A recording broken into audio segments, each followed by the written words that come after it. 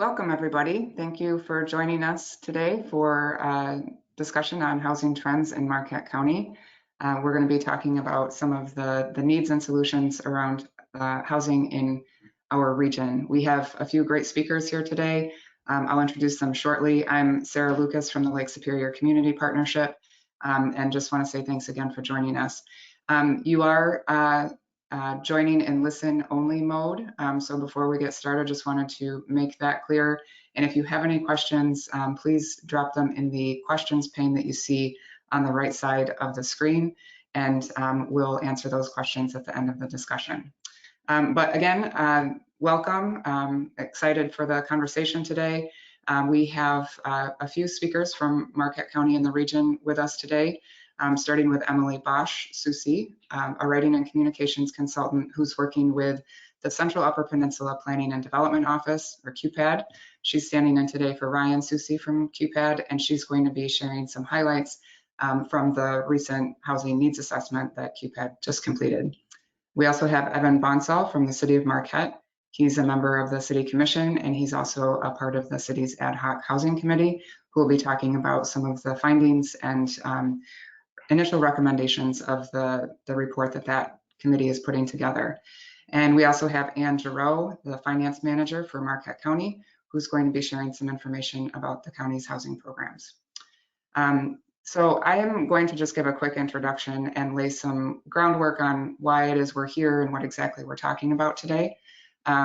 We know housing is an issue. It's been an issue for many years, and it's really come to the point where it's impacting our ability to grow economically and to bring more people into the community. But why is that happening, and why is it getting worse? We'll hear a lot more about that today. Emily, if you could switch to the next slide, please.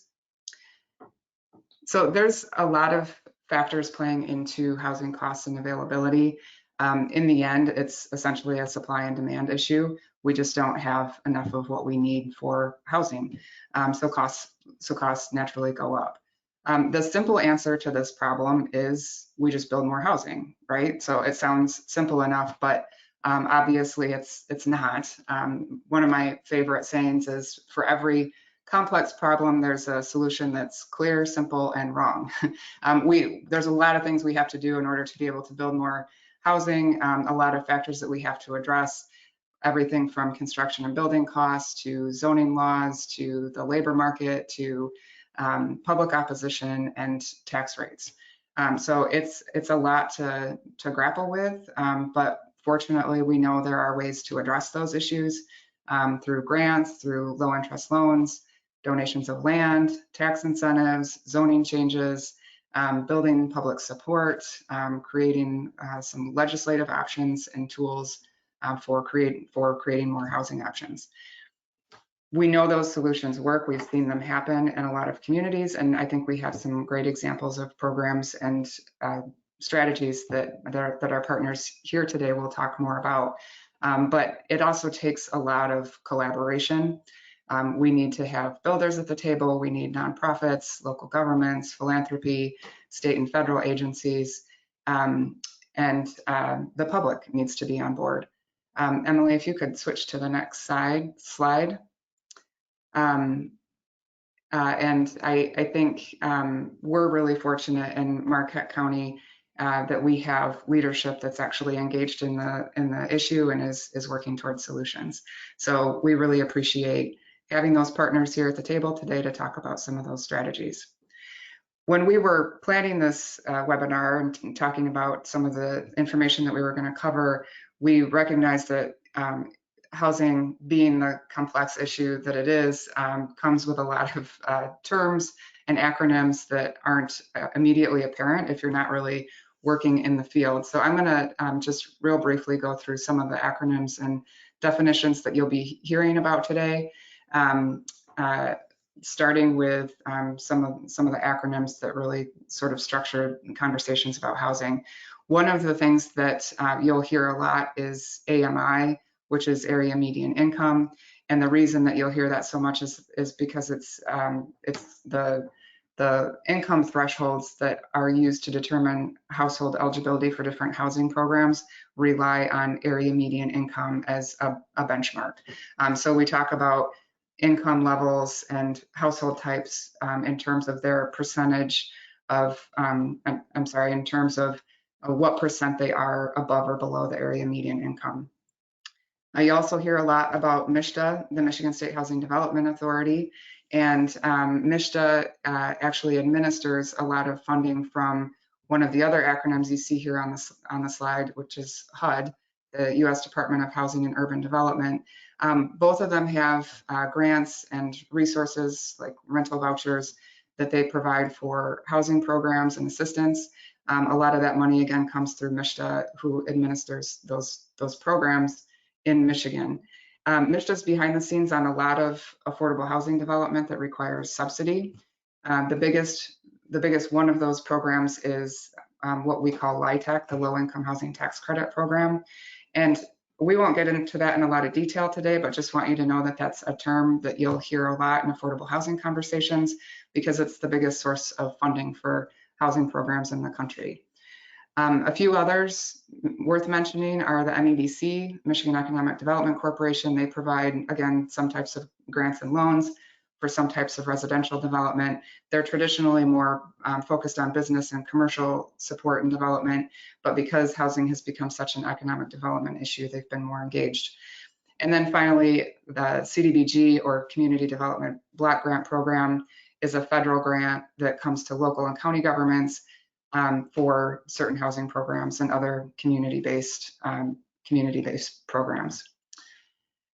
Emily, if you could switch to the next slide, please. I have a few more definitions, and again, don't want to take up too much time talking about these, but often there's a lot of confusion about what types of housing that we're talking about, starting and often ending with the term affordable housing. And I should just say there's a lot of overlap with all of these housing terms.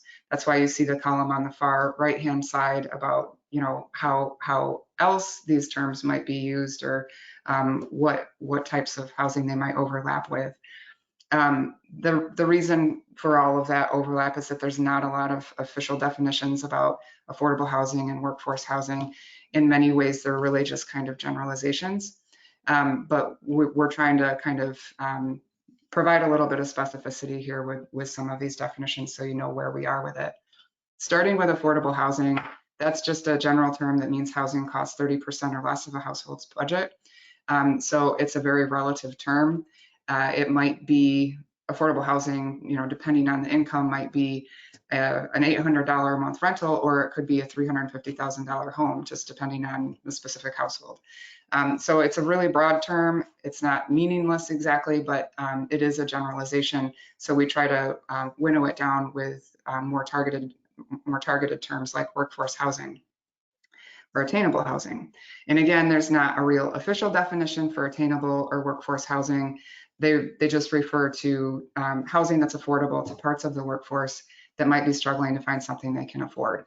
So in reality, that can mean housing that's affordable to anyone earning up to 120% of AMI, so well above average incomes, or even more depending on the market. So, you know, in places like California, the workforce housing might be targeted towards people who are earning twice the AMI.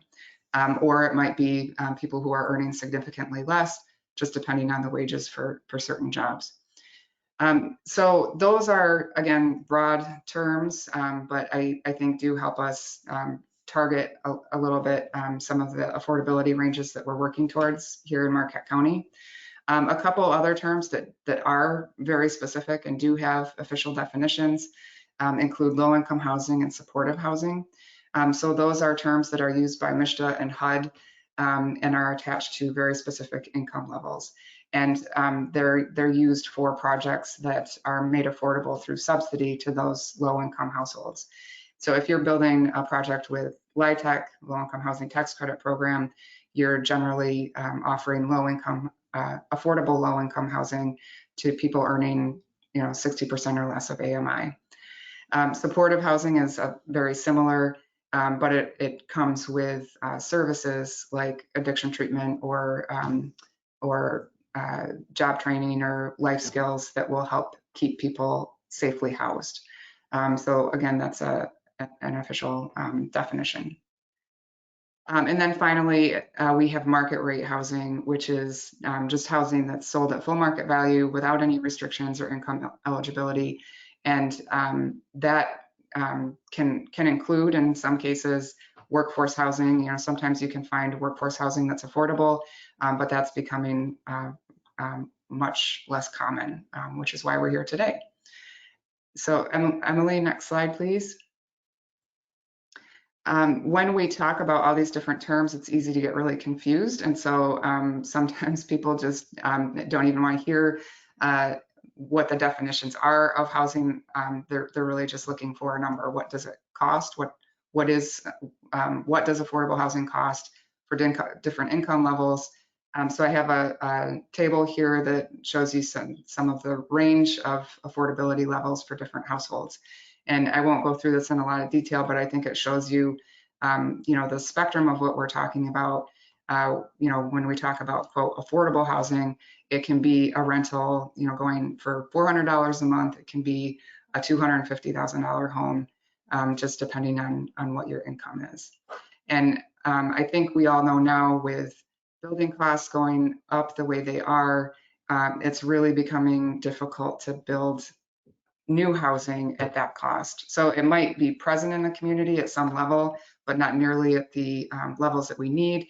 And so creating it at those costs is next to impossible. Next slide, please.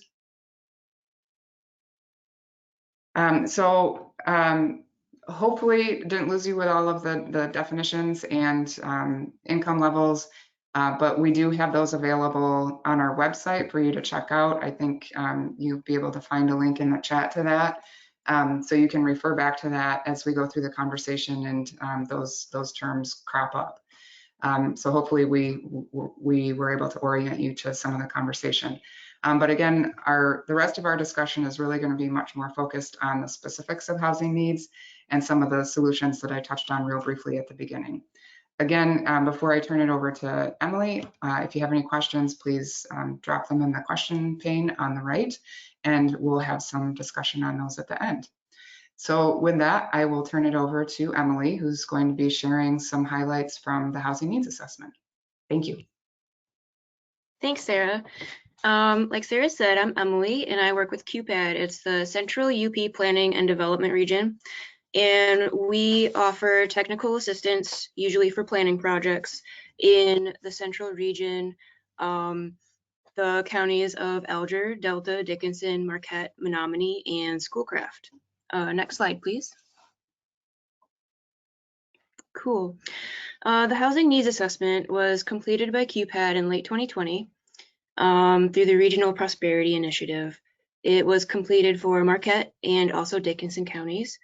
We used a variety of data sources to analyze all of the current market trends and housing conditions. And because housing is a regional issue, it's impacting a lot of areas. It's impacting talent attraction and retention. It's impacting employment, education, and it's also a local issue full of nuances that are unique to the city, unique to the township, and even as far down as the neighborhood. And because of these nuances, we took data from MIT, New York Times, we took data from MISHDA, and we wanted all perspectives. And then we held focus groups to really ground the data and make sure that it was on the level with what people were actually experiencing in the communities. We invited planners, economic developers, realtors, landlords, local elected officials, you know, anybody who had a stake in the housing market. And we summarized the needs and opportunities and challenges. And it's intended to be a snapshot of the current housing conditions, intended to be a conversation starter, a jumping off point to tackle the issue And, we can't move ahead if we don't know where we are. Next slide, please. The study area for the assessment was Marquette County generally, and we drilled down into the city of Ishpeming, the city of Negaunee, city of Marquette, and the township of Marquette. And in hindsight, we're kind of thinking that maybe Chocolate Township should have been included in this as a potential growth area for housing. Next slide, please. The housing environment is always changing. It's like trying to hit a moving target. By the time we've gathered and analyzed all the data, the trends start shifting. So we took the most current data available from the target market assessments from 2016 and the Michigan market scans from 2019. And we used current housing data from the Census Bureau, Zillow, Realtor.com, MLS, MIT, like I said before. And we're trying to understand the trends so that we can project the future outcomes and try to stay ahead of the curve. Socioeconomics play a big part, demographics and income, especially in light of COVID-19 when everything changed very quickly. So we did the focus groups and we refined the resulting plan and we updated the data when it was possible. In fact, we did our first update earlier this month, just trying to keep the information that's out there as current as possible. Next slide. Key findings from the report. I don't think I need to mention that it's a hot housing market right now. I have a link here to an article from Bridge, Michigan, calling it absolutely crazy. Marquette County ranks the highest in percent change in housing prices in all of Michigan. And home prices are rising almost as fast, twice as fast as incomes. Sorry about that. Median household incomes have risen only 36% in the last 17 years, while home prices have risen 68%.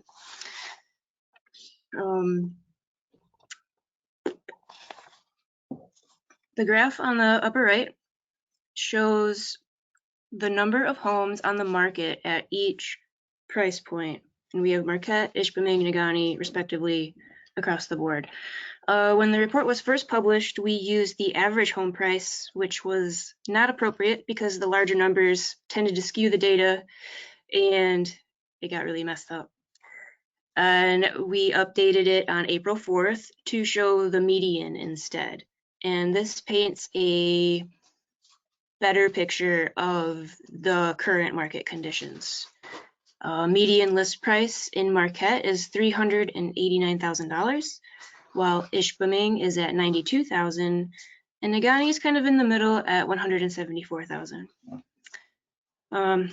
Housing affordability, previously defined as 30% of monthly income, is a persisting challenge for many renters.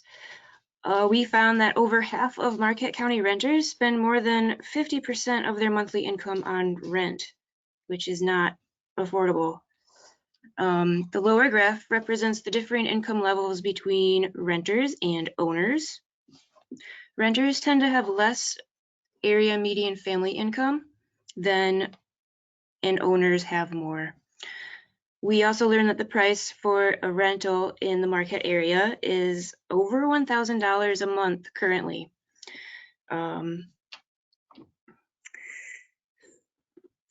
Rental stock is very low and in high demand, and it's tending to drive up the prices. So we're thinking it will get even higher. Next slide, please. 1 in 3 households is headed by someone of retirement age. And looking ahead to the future, the largest demographic in our area is those ages from 45 to 64. These are people who are planning on retiring in the next 10 or 20 years. This is important because as our population gets older, retired folks will start looking for more suitable housing. We're already seeing a trend where older people don't want to have yards anymore. They don't, maybe they have health issues. they have a large family home and they're ready to downsize. But at the same time, they don't want to leave their community. And this presents a problem because our communities just don't have many options for them. The current market is saturated by single family units, as you can see from the charts on the side here. And often even the prices of condos and townhomes are significantly higher than single family homes, making it even harder for them to move on. We're also seeing more demand for missing middle housing, things that are in between an apartment and a single family home, such as triplex and duplexes, and accessory dwelling units have also been coming up a lot more. Next slide, please. We also looked at the housing stock in each community and found that a large portion of the homes are older. They were built pre-World War II, and they usually need significant upgrades. We found that it was 40% of the homes in Marquette City and 72% of the homes in Ishpeming and Negaunee combined. And these homes usually sell for less, but are also less likely to be adequately maintained. Either people don't understand that they have to maintain these older houses in a certain way, or they don't have the means for the costly repairs. Housing tenure describes two forms of occupancy rates, renters and owners, and there's varying degrees in the middle. Those living mortgage-free, those still paying off their mortgage, and even subleasing, short-term rentals. And in the city of Marquette, we found home ownership rates were about 70%. That's in line with the state, which is about also 70%. In the country, it is only 65% currently, well, 2019. And the number of homeowners living mortgage-free in our area is 43%. Rentals comprise 30%. Secondary homes, camps, or seasonal rentals are 17% of the stock, and vacant units make up 8%. Home ownership is high and vacancy is very low. Next slide, please.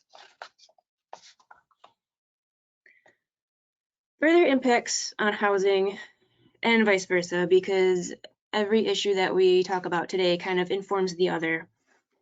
And a lot of it is interconnected and hard to untangle. Median incomes are slowly increasing, but are not meeting the price demands of other expenses like healthcare and education. This graph from the New York Times illustrates the disparities and the choices that some people are forced to make. Like, do we pay rent this month or do we pay our medical bills? And these sorts of choices result in spillover impacts like childhood hunger, homelessness, learning challenges, and poor mental and physical health. Housing also impacts talent attraction and retention, along with workforce development. More than half of the households in the city and township of Marquette are non-families, and this could be due to non-families, I should define that, is single people living on their own or with each other. So this could be due to Northern Michigan University and the amount of students, and it could also be due to more seniors living on their own in their own households. And this presents a problem because students are looking for rentals closer to campus, as in the city of Marquette, and if they can't find it, they choose another school to go to. This is happening right now with my niece. She wants to come up here to go to school, but she can't find a place to live or people to share her place to live with, and she might choose another school. Young families, young professionals, it's the same thing. They get a job up here, they get set up, they love the lifestyle, but they can't find a house. So they choose to go somewhere else. Next slide, please.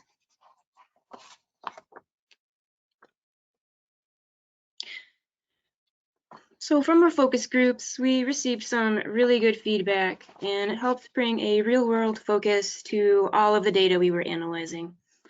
Here are just some highlights from our focus group in Negaunee and Ishpeming. New construction is too expensive. Potential homeowners can't afford it, and developers can't make a profit on what homeowners can afford.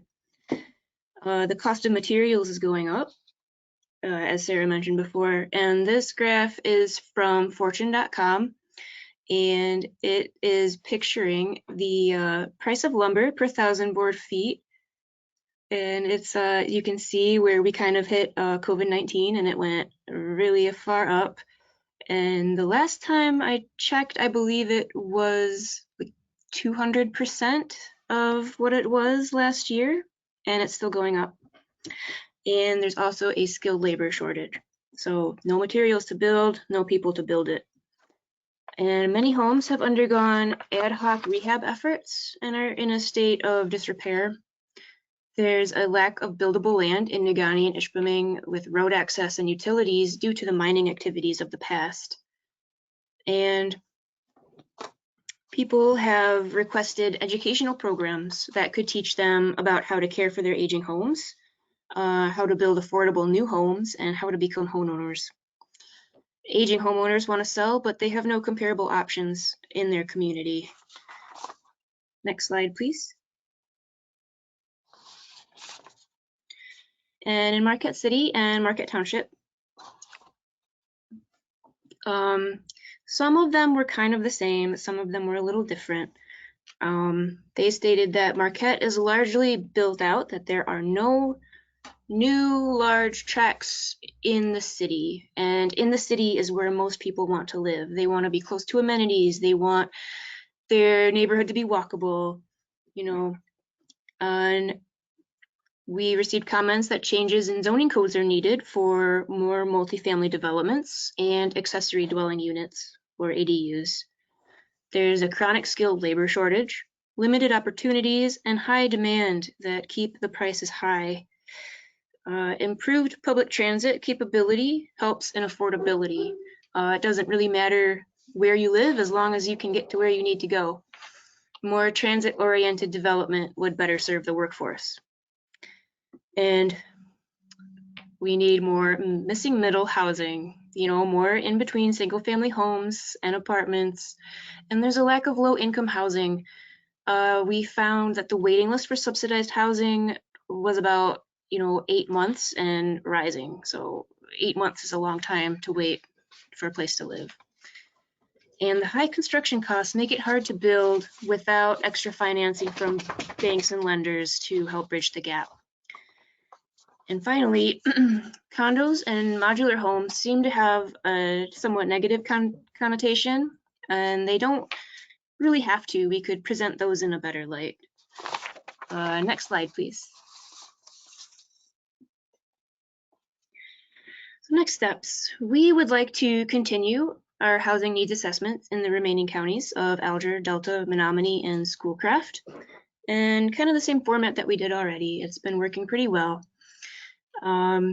Next, local housing action plans are meant to identify and develop clear, actionable strategies that meet the current and projected housing needs of an area, usually to increase supply, diversity, and affordability, which are things that we all need right now.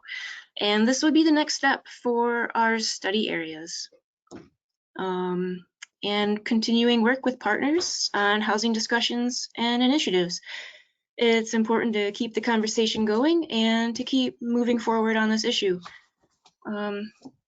Next slide, please. Thank you for your time today.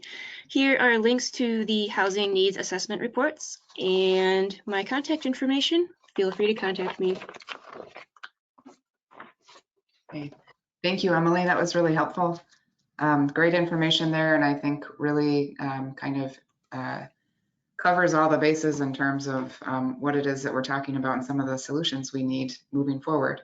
I am going to pass it along to Evan Bonsall from the City of Marquette, and he's going to talk about a type of housing action plan, like you referred to, that the city's actually initiated, and we'll share some of the findings from that.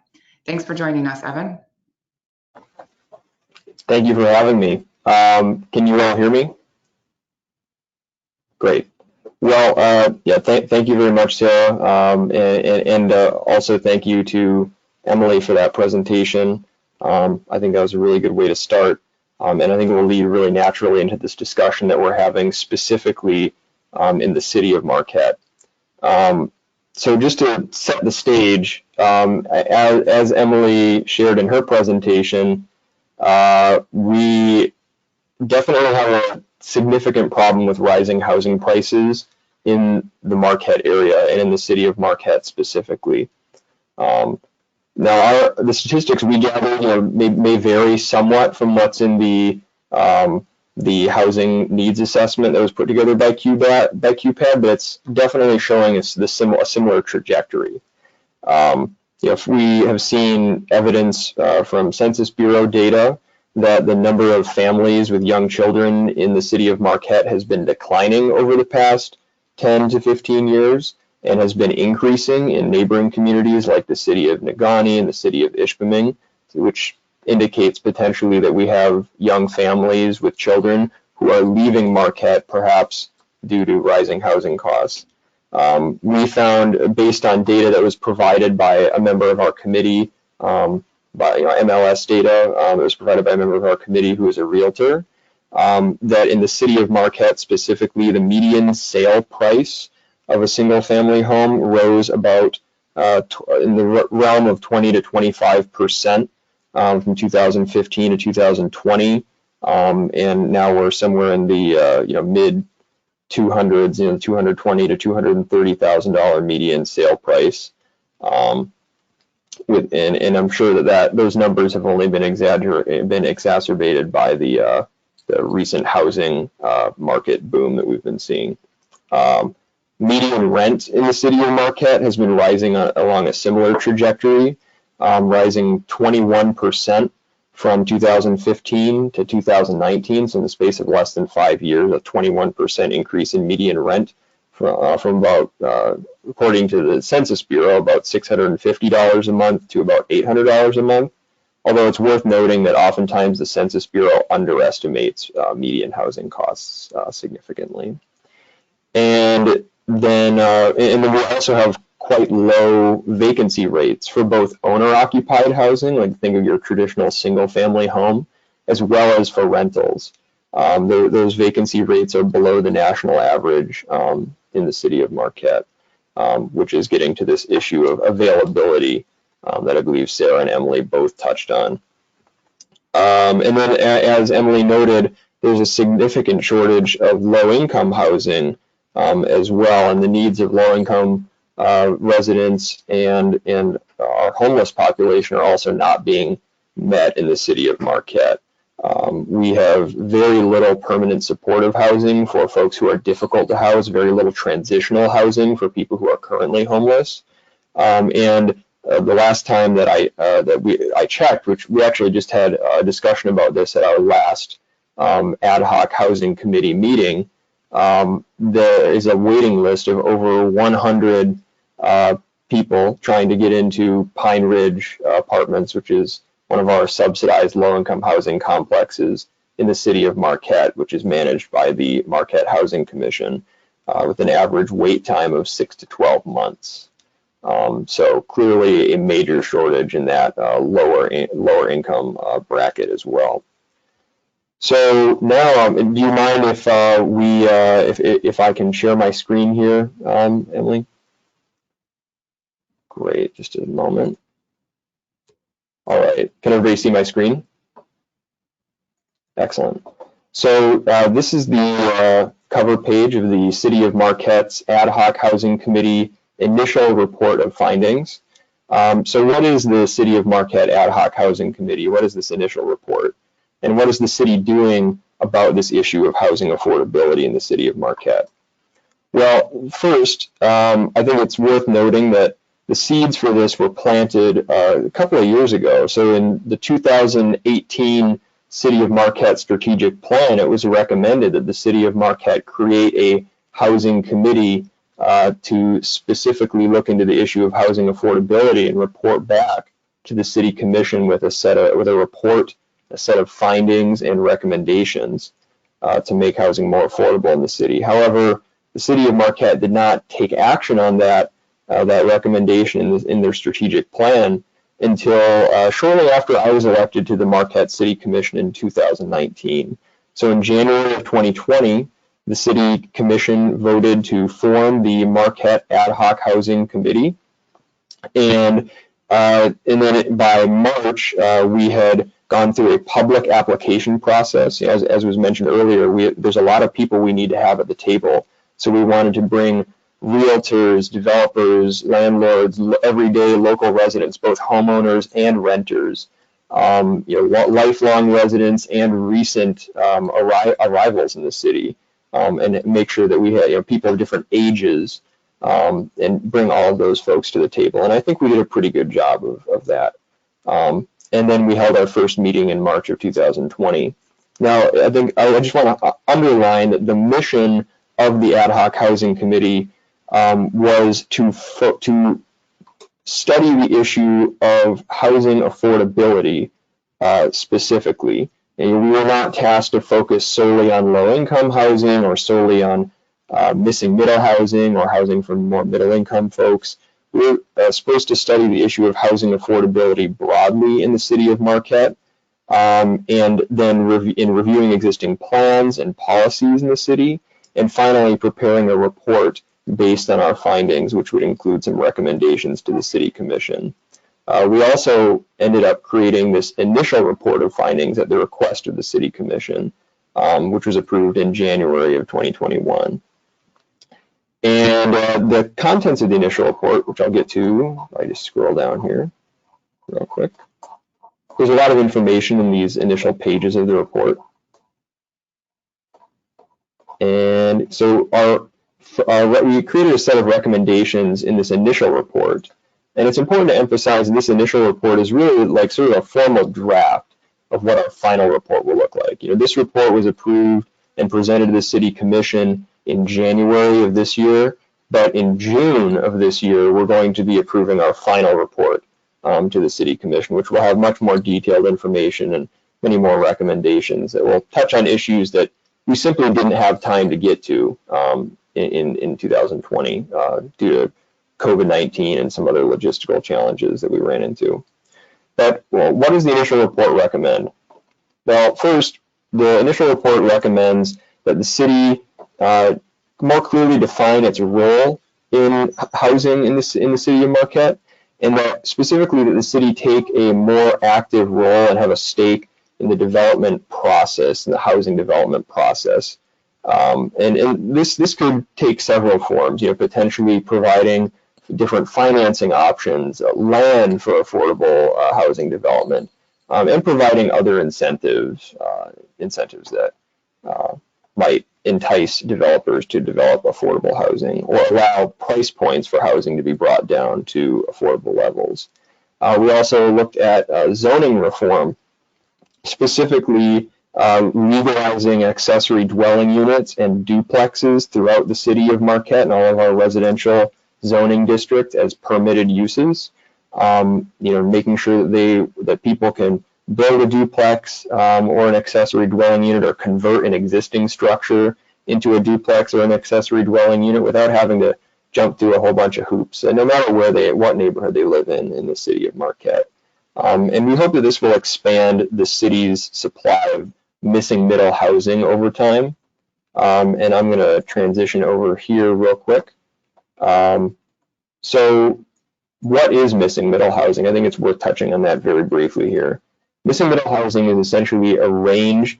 This is from the Missing Middle Housing website that was created by Opticos Design. And this is a pretty universally accepted definition. Missing middle housing is a range of house-scale buildings with multiple units, compatible in scale and form with detached single-family homes that are located in a walkable neighborhood. And so you're hitting several points of affordability here. You're allowing existing housing stock to potentially be converted into missing middle housing forms like duplexes, triplexes, fourplexes. You could have cottage courts, townhomes, and things of that nature. Basically anything between a large detached single-family home and a larger apartment complex. Walkability is important because transportation costs are an often forgotten aspect of housing affordability. And making sure that these units are compatible in scale and form with detached single-family homes can help reduce resistance to missing middle housing and more affordable housing development. It also helps ensure that these missing middle housing units are generally going to be a bit smaller and a bit more affordable than traditional larger single-family homes, or perhaps some of the like luxury apartments and condos and things that we've seen developed along the lakeshore recently in Marquette. If we go back over to the housing report, and then we also, in this vein of trying to allow more missing middle housing to exist, the initial report includes some recommendations about zoning reform, not only in terms of what type of housing is allowed, but also off-street parking requirements, lot dimensions, streamlining the permitting process, other things that can often prevent more affordable missing middle units from being developed. And finally, we recommended that the city seek partnerships with various other agencies like Marquette County Land Bank, who we're going to be hearing from Andrew shortly, the Marquette Brownfield Redevelopment Authority, Board of Light and Power, the Michigan Economic Development Corporation, Marquette Housing Commission, etc. So I think I can stop sharing my screen now.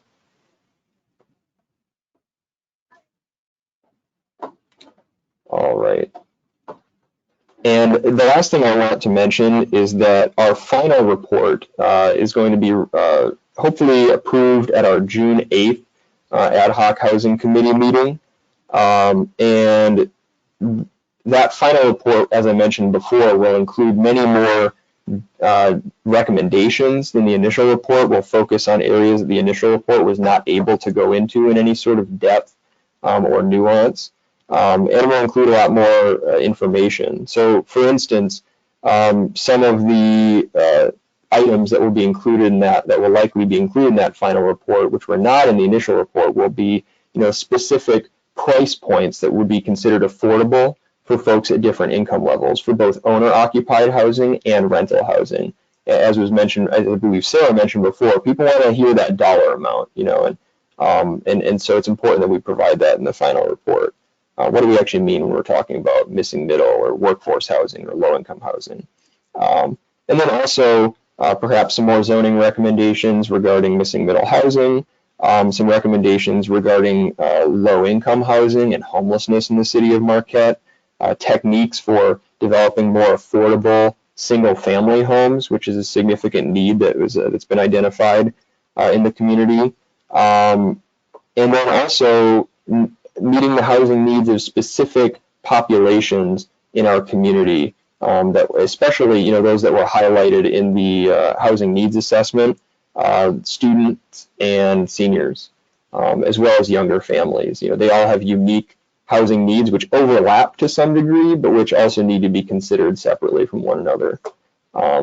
And so I think that the final report is going to be a really great document for folks, not only in the city of Marquette to take a look at, not only for the city commission and other elements of the city government and various housing-related entities in Marquette to be taken a look at, but hopefully it will serve as a model for other communities in the region to start considering their housing needs and approaching housing affordability challenges or in other housing challenges in their community in a systematic way.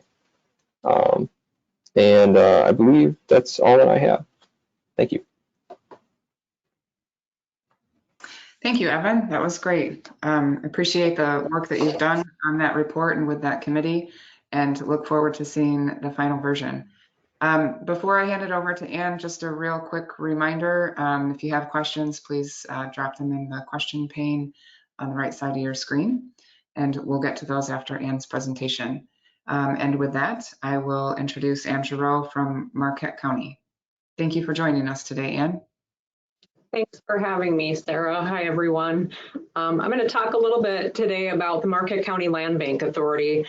a relatively new government agency, relatively new legislation. And so a lot of people don't know what a land bank is, what a land bank does. So I'm going to talk a little bit about that, and then of course focus on our specific housing initiatives and what we're working on. So you can see our mission there. The land bank here in Marquette County has been around since 2009. We are a separate legal entity from the County of Marquette. We have our own 5-member board, and we meet monthly.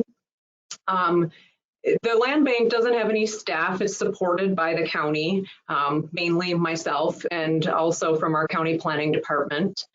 We've raised more than $1.3 million since inception for blight elimination, and most people who have heard about the land bank know us for that. And blight elimination is a fancy word that covers a lot of different things, but that $1.3 million was used purely for demolition. So we have done a lot of demolition of blighted structures throughout Marquette County. We were featured in a national publication in 2014, and the reason I have that on there is, you know, the reason we were one of 7 chosen to be highlighted in that publication is because of our size, and that's because we are a small, relatively speaking, county in a mostly rural area.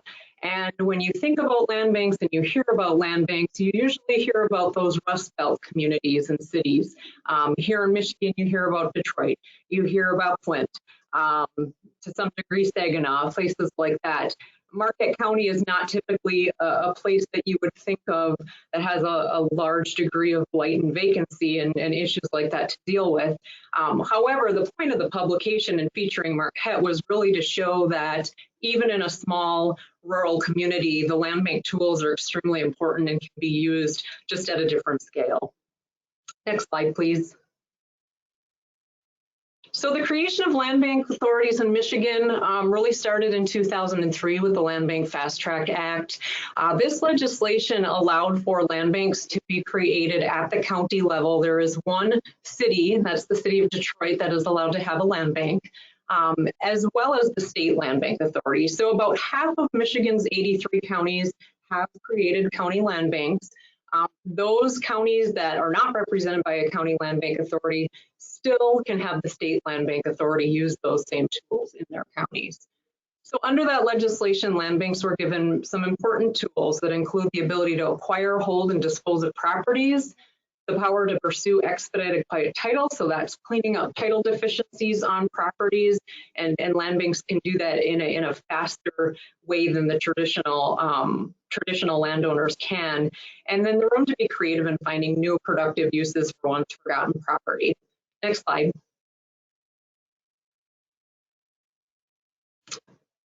So with this legislation, Michigan kind of opened the door for communities to start working on some of these forgotten properties and rebuild neighborhoods. And a lot of people, you know, that I meet say, what is a land bank? And if I had to summarize what a land bank does, it's neighborhood improvement. And whether that neighborhood is residential, whether it's commercial, our goal is to improve that neighborhood, and really with a long-term goal of increasing property tax base. So we exist to increase tax base for the municipalities that generate tax revenue off of those properties. So land banks are designed to promote economic growth, not just dealing with residential properties. We are poised to assist with economic development. We can receive, acquire, hold, manage, develop, sell, and convey property, including tax foreclosed property. And most land banks have an inventory that is made up mostly of tax foreclosed properties. That is how we get the majority of our property. It's through the tax foreclosure cycle. However, even here in Marquette County, we have outright purchased privately owned property for both economic development purposes, environmental cleanup purposes, and blight elimination. We can facilitate the reuse of vacant, blighted, obsolete, and abandoned properties, eliminate the loss of local control due to typical property tax auction sales, which tend to have a lot of low-end speculation at them.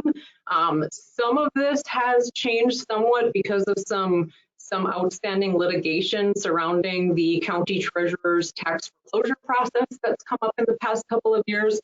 So some of what land banks can do as part of that tax auction process has changed somewhat recently.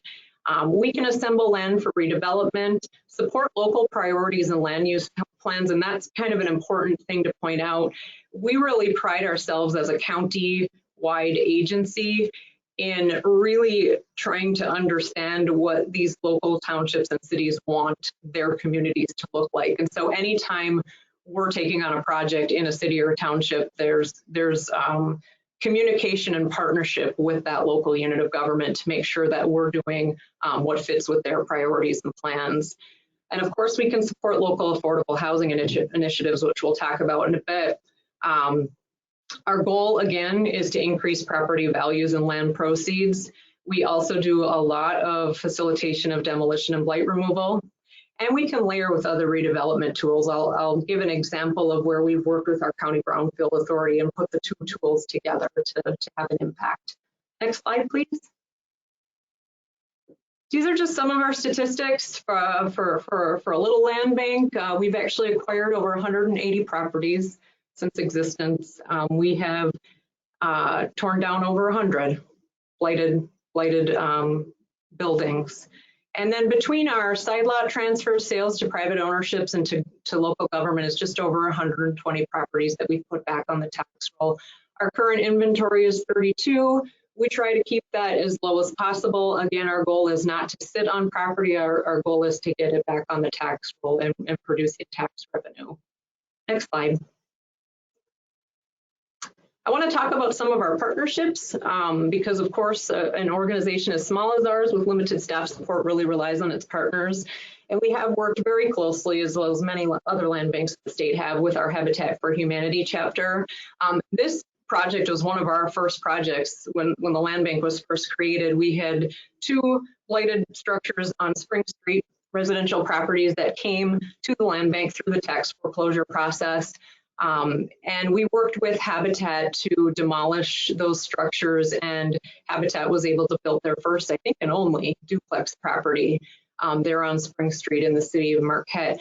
This was one of those unique opportunities where we did partner with our Brownfield Authority.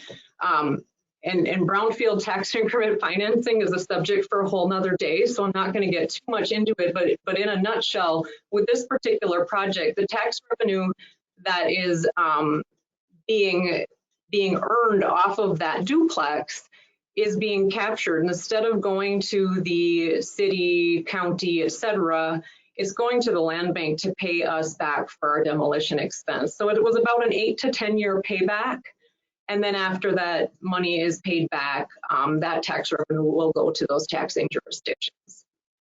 Next slide, please. Again, a couple of projects with Habitat that we've worked on. There's one on Bluff Street in the city of Marquette, and that was again a blighted structure. I don't know if you can really tell from the picture, but you could see the daylight through the roof. And so we worked with Habitat to partner on demolition of that structure, and you can see the home that they built on that site. The other one that's pictured there was a rehab project that we worked with Habitat on in the city of Ishpeming. That was our first rehab. We learned a lot. We did not make any money. We were, HGTV would not be super proud of us. Rehab is tough, and you really need to be selective with the properties that you choose to rehab. This property did have some challenges, and even though we didn't make any money on this particular transaction, we avoided sending that home to the landfill. It really was worth saving, and there's a family living in it right now, and we did improve that neighborhood. So in the end, it was a great project. We also did work with Habitat for Humanity to start up their Habitat Homeowner Repair Program, which is a program that is ongoing right now. They really are focusing less on new construction and more on homeowner repair. So we're pretty proud that we partnered with them to get that program started. Next slide. This is an example of a high school renovation project that we participated in with Ishpeming High School. And it's, again, rehab is tough. And we learned a lot through this project as well. What we thought would take 2 years took 4 years. If you do the math, you will see, again, we didn't make money on this project. And in fact, without the grant fundings that we received from Cliffs and Eagle Mine, we would not have been able to do this project. But again, even though money was not made, we improved this neighborhood. And the kids at that high school literally had a live laboratory to learn, construction trades. And so it really was a unique project. One of the struggles with high school programs like this, because I always hear, well, we should do more of this, and why can't you do one in this district, in this district? One of the struggles is just logistics. Of getting the kids to the job site in a short period of time. Usually they've got a 1 or 2 hour block period. I know on one project we partnered with Nice Community Schools on, where we donated a lot to them, and they did a new construction of a home. They struggled with the logistics of getting the students to and from the job site on a daily basis and really making the most out of their time. So that is a struggle. In this particular example at Ishpeming, the house was right across the street. So logistically it helped to have that. And we do hope to work with them on another one. Next slide, please. This last slide just talks about some of our housing initiatives that I'm really excited about, but are pretty much in the beginning stages. The first is a project here in the city of Marquette on Osprey Court. Again, vacant property that came to the land bank through the tax foreclosure process. We have chosen a developer for this site, and it's taking a long time, but they are working on development plans for a condominium development at this site. Anywhere from 4 to 6 units, don't have final plans, don't have final cost estimates or where these are going to fall in terms of the market rate. But there is a photograph on there of a similar project that this developer did in the Grand Rapids area. Just to give you an idea of the type of development that we're looking at. These are modular construction, and so that I guess is an important note.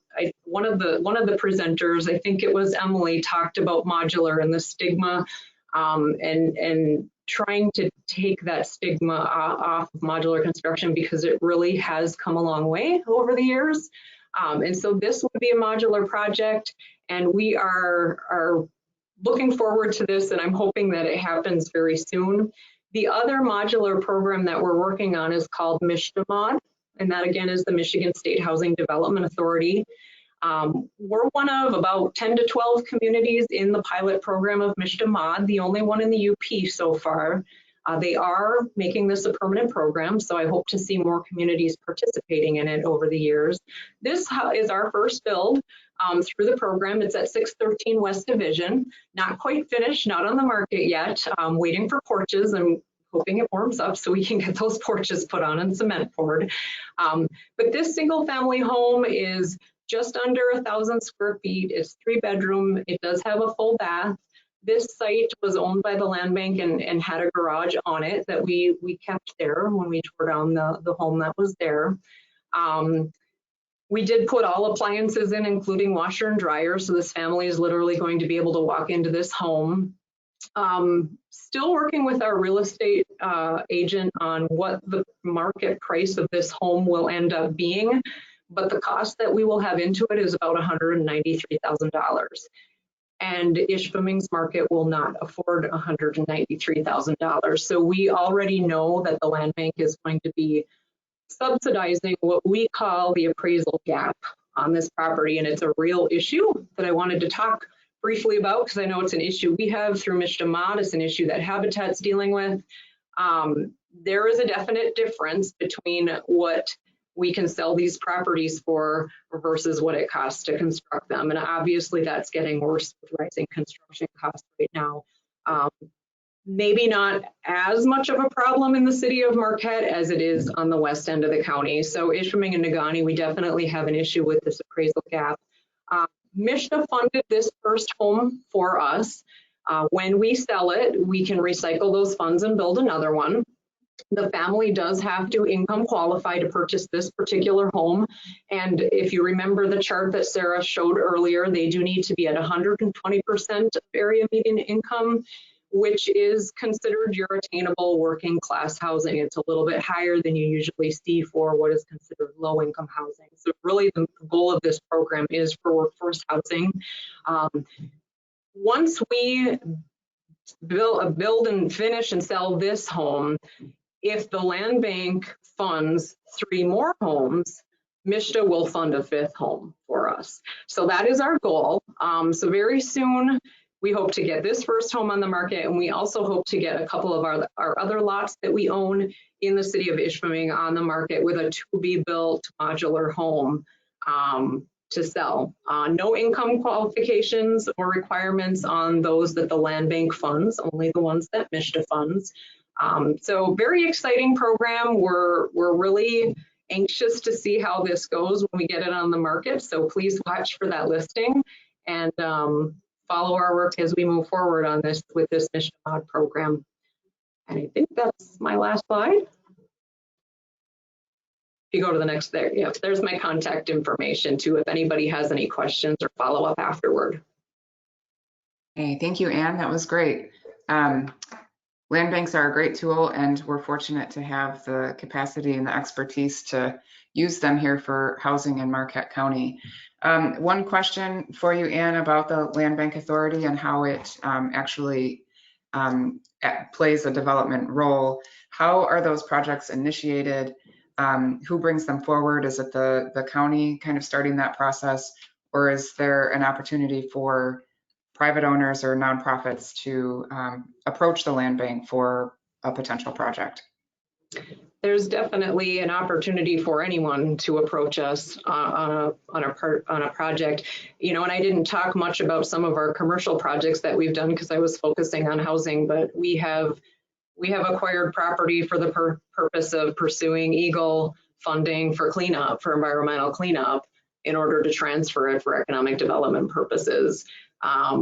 We're definitely poised to hold property for the purpose of development and create incentives to do that. Okay, thank you. A question for probably everyone on the panel here is a couple mentions of housing being a more regional issue and the importance of considering all the communities in the county when we talk about this issue. Are there, Evan, I know you kind of touched on this, but are there specific strategies that any of you have discussed around bringing the 3 cities together, some of the townships to the table? How do you see that playing out? Maybe start with Evan, yeah. Sure, thank you, Sarah. Yeah, I can take a shot at that first. So I think that, I mean, it's absolutely critical that we're looking at this from a regional standpoint as well as from a local standpoint. You know, the City of Marquette's Ad Hoc Housing Committee, which I'm the chair of, you know, and the City Commission, of course, we're concerned about housing affordability and housing issues within our jurisdiction within the City of Marquette. But I think that, you know, we've actually talked about this on the city's housing committee, and we definitely are planning on including as one of our recommendations in our final report that the city engage on a regional level with other communities, with organizations like the county land bank, like Marquette County itself, QPAD, to approach this from a regional planning standpoint. Because, you know, one thing that we have noticed is that this housing availability and affordability is rapidly becoming an issue in other parts of the county as well.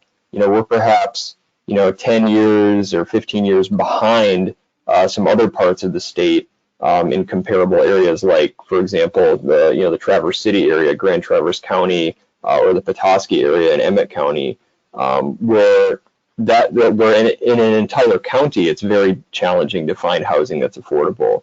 And you already see housing, you know, both rentals and owner-occupied homes selling or renting within a matter of days in Ishpeming, Gwynn, Sawyer. I mean, there are waiting lists for rental housing, for affordable rental housing in Sawyer right now, which is pretty unheard of. So, I mean, this problem is going to spill out from the Marquette area, for lack of a better term, and it could do so much more quickly than any of us might assume.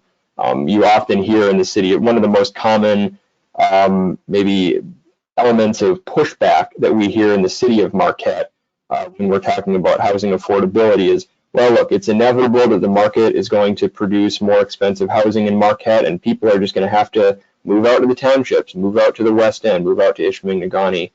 But how long is that going to, will that even be a realistic option for folks, say, a decade from now? Current trends suggest maybe not. So approaching this from a regional standpoint is going to be really important.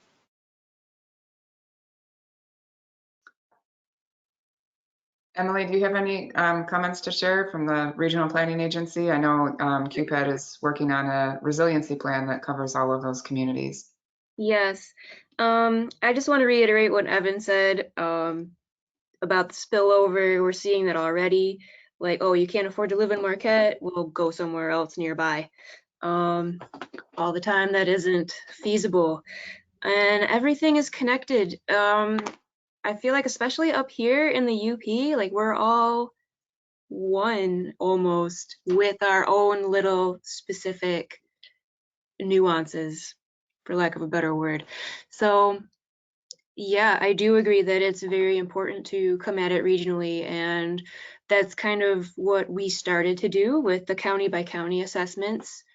And you know, all of those together will hopefully paint a bigger picture of the entire region.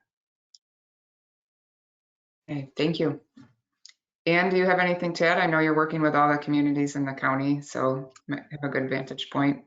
Yeah, by our nature, we are a regional entity. I guess I would say the discussion probably hasn't happened a ton yet in terms of housing from a regional perspective. I would say that the work that QPAD has done with their housing study has probably been the closest to getting the different communities together and to start thinking more regionally. But I think when it comes to working together, the sky is kind of the limit. And I think the fact that we have, you know, a county land bank and a county brownfield authority and the ability to bring those communities together, we can do multi-site, multi-jurisdictional brownfield plans if we want to. You know, I really feel like the tools are there to make that happen if the communities so choose it. Yeah, that sounds like a great opportunity to do a multi-community brownfield and provide a lot more resources that way. Thank you for those answers. A couple other questions we've gotten in the chat, and I think this one is for you on some of the land bank properties. Are there restrictions on the properties once you sell them in terms of how long they have to be owned or sold at an affordable price? What are the restrictions on those properties? Right. We have, I mean, this is our first time, of course, with the single family new construction. But in the past, we have, just to give an example, at KI Sawyer, years ago, we did foreclose on a batch of duplex units at Sawyer, and we actually went through a process where people applied to purchase them instead of just throwing them in the tax sale, and it actually worked out. It turned out really well for the community. We ended up requiring that they, at least half of that duplex, be owner occupied for 5 years via deed restriction. And so, you know, our goal there, what the community wanted to see was more home ownership, and so that's why we did that. With MISHDA, I don't know that MISHDA requires anything in the deed as far as home ownership for any period of time. I would have to check on that. Of course, the pricing that these are going to be at, I don't know that we necessarily need to worry so much about rental. That seems to be, you know, our concern when we're selling land bank property, if it's a home, is we tend to want it to be an owner occupied. And so, you know, that deed restriction is one tool to make that happen. And I think just generally, just in speaking with Ingham County Land Bank and others across the state, that 5-year time frame seems to be the standard that is used for that owner occupancy requirement if it's used. Okay, thank you. Another question, and I think this is more specific to the city, about VRBOs or short-term rentals and the impact that those have had on the housing market or the year-round housing market in particular. Yeah, thanks, Sarah. Certainly, we have seen demand for VRBOs or short-term rentals skyrocket in the city of Marquette in the last few years as tourism has continued to grow and VRBOs have become a bigger and bigger trend nationwide and worldwide. Unfortunately, and there's a lot of evidence based on data and various studies that have been done to back this up in a wide variety of different communities, that if you allow short-term rentals to proliferate and to be developed and spread throughout the community unchecked, that what they often end up doing is driving up housing prices, because now, okay, if a short-term rental can exist in any single-family home, now all single-family homes are theoretically more valuable. And also, perhaps more problematic than that is that oftentimes you see long-term rental units, especially smaller, more affordable ones, being converted into short-term rentals. And I mean, from a simple economic standpoint, as a landlord, if you could rent out your nice, small, little upstairs apartment, for 1 month to a long-term renter for perhaps $600, $700 a month, or you could make perhaps $600, $700 a week or more renting it out as a short-term rental. Which one are you going to do? So what the city of Marquette has done is, we have implemented restrictions on how many short-term rentals can exist in the city. We've required them all to be registered and licensed with the city of Marquette. And essentially, without really getting into the weeds of that policy, what it boils down to is that you can only have about one short-term rental on each block in the city of Marquette, and that citywide there's a cap of, I believe, 250 short-term rentals that can exist in the city at any given time. And we hit that cap within a year, in less than a year after implementing this policy. So, and we've certainly heard from folks in the community who want that to be expanded, that they want the cap to be eliminated or lifted.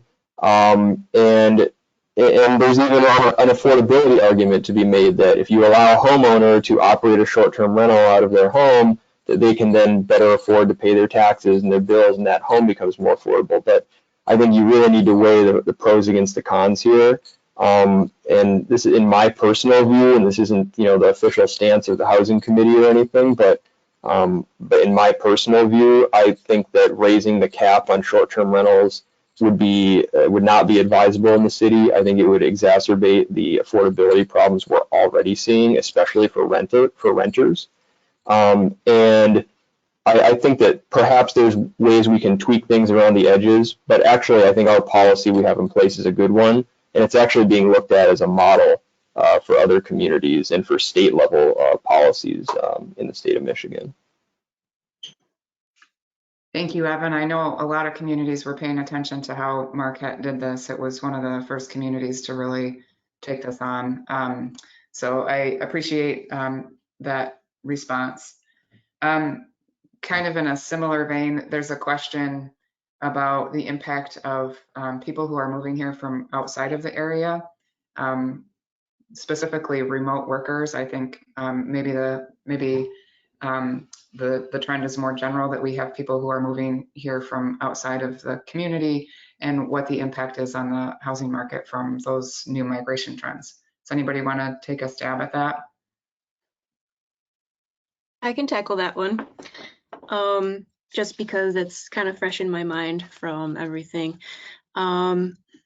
So moving to the area, I have personally known a few different families who have been trying to move to this area. They've gotten jobs here, they've set up their kids at school here, they're really excited, they're pumped up, and there's no housing. They can't even find an apartment, to rent temporarily.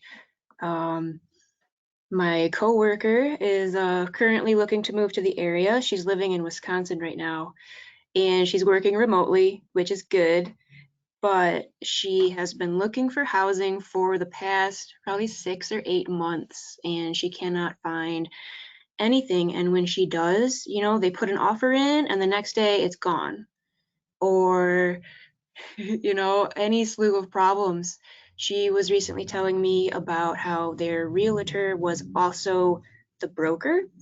And so the realtor kind of took their offer and turned around and said to another person, "This is their offer. Can you beat it?" And they were like, "Yes." And then the house was just gone. So it's getting crazy, but people are working more remotely, obviously since COVID and everything. And this is the area, Marquette in general, is being seen as a remote worker's paradise. It's just an awesome place to live. And I work remotely, sort of, so it's the best of both worlds. And I think everybody kind of wants a piece of that right now. And it's really hard to get. Yeah, I would just add on to that briefly, and say that I think that remote work is a potential area for economic growth, and job growth for the city of Marquette, and I think for a lot of other communities in Marquette County. But with that, you could have some problems. Specifically, if you have folks who are coming from higher income areas where they're selling, they're earning more income already, and then they're selling a home that is worth perhaps double what a comparable home would be worth in the city of Marquette, and they decide to move up here for the lifestyle and the community and the small town feel and all that, all the great things, Lake Superior, all the great things that make this a wonderful place to live. They could essentially start becoming an inflationary force in the housing market and driving up prices, and so I think it's something we need to plan for. It's not something that we can really prevent.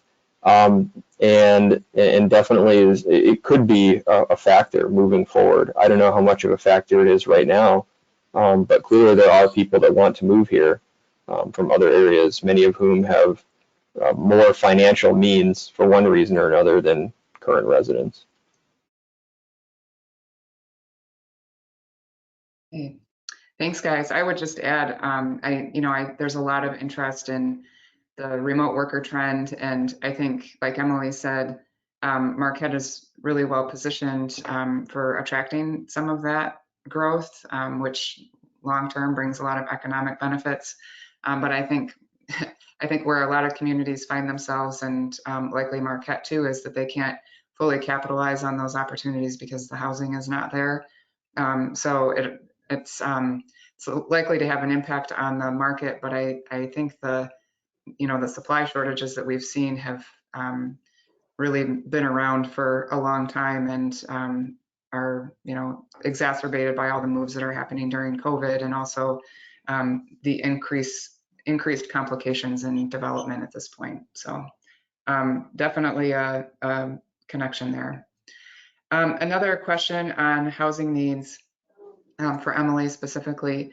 Has there been any needs-based study or report that analyzes the number of housing units built year over year in Marquette County, both for rental and single-family homeownership? So the general trends for construction on an annual basis in Marquette County. Any information on that? So we also have a target market assessment, which is a little bit different than the needs assessment. The needs assessment is based on, population and demographics and affordability and all of that. But the other one did take a closer look at, the housing stock. I don't know if it went specifically into a year by year analysis, but that would be very interesting to see. And those would be available on our website. I haven't seen local studies, but if you look at the national averages, it's pretty fascinating to see how far below average we are in terms of new construction. I think it's like a 50-year low. Since they started recording it, just the amount of construction has just plummeted since the 2008 recession, never really recovered. And we're in another lag now, which is really kind of the main driving force behind the issue that we have in front of us today. So, I can just anecdotally, and then also based on, I work full-time for Marquette County. That's where I am right now. I'm part of the planning staff here, and we're working on on a new master plan for Marquette County and looking at building permit data for the county over the last 20 years, and as well as just looking anecdotally at what's happening in the community. I definitely think that is a problem. There's been very little new housing development over the last 20 years in Marquette County, just like the rest of the country. And much like the rest of the country, what has been built here has not been affordable by any reasonable definition. Primarily, you're looking at what new development has taken place is either low density suburban style development of very large homes on very large lots on the edge of town, or it's been development of high-rise, high-end condos and apartments on the lakeshore in the city of Marquette, and really nothing in between, and very little in that lower end. The one notable exception, perhaps, being the redevelopment of the old orphanage building into the Grandview Marquette apartment complex, which is LIHTC, low-income housing tax credit property. Thank you, Evan. I think that's a great point. Just the type of construction not necessarily meeting the needs of the community. And I think one of the things that plays into all of this is, our changing household sizes and types. And when there was a lot of construction, it was built for larger household sizes. And now we have different generations that are looking for smaller homes, and so that's really playing a role. We have a question here that kind of melds some of the ideas that we've talked about this afternoon about whether a developer could negotiate with the city to build affordable housing in a mixed-use development that could be offset with short-term rental. So essentially providing short-term rentals as a way to incentivize affordable housing. For instance, a short-term rental, 5 affordable houses, and then 4 market rate housing units. Has that kind of concept been explored? Yeah, I think not that specific concept, but that kind of development is something that the city is very much looking at. And I think that's what we're talking about in the initial report, and ultimately in the final report in June. We've definitely, the Housing Committee in the city of Marquette has identified a need for the city to play a more active role in building these public-private partnerships and being involved in the development process and imposing, some of the, when we have the leverage, through a brownfield plan, or perhaps we're selling some city land, saying, look, if you're going to have some short-term rentals, you're going to have some market rate housing, you need to have X% of these new units be affordable for folks earning 100% AMI or 80% AMI or less. And that's something that many other communities do and have done successfully. It's just something that it's something the city of Marquette could have done in the past, but we've chosen not to. I think mostly just because it's never been done here before. Okay, thank you. Coming up on 2:30 here, and I don't see any more questions in the chat. Unless the 3 panelists have any questions for each other, which we're happy to accommodate too. I just have one more question that we received about the presentation itself and whether that would be available. We will have a recording of the presentation on the LSCP website. Everyone who registered will get an email tomorrow with a link to the presentation and the slides. So with that, any final comments from Anne or Evan or Emily? Okay. Well, I just want to thank you, Sarah, for organizing this, and also just want to note that I'd be happy to provide a copy of the City of Marquette's ad hoc housing committee initial report, as well as a link to that missing middle housing website so that it could be sent out in that email tomorrow as well, so folks can access that. And of course, people can easily find the housing committee report and other information about our committee on the city website. That would be great. Thank you, Evan. We'll include that in the email that we send out. So, well, I just would like to thank you all again for being here this afternoon. To our speakers, especially, I think this was some great information. I'm glad that we were able to share it with the community. I know there's been a lot of interest in this topic, and so I think this has been a great discussion. And I really appreciate not just your presentation, but also the work that you're doing locally and regionally. And thanks to our audience for joining us here this afternoon.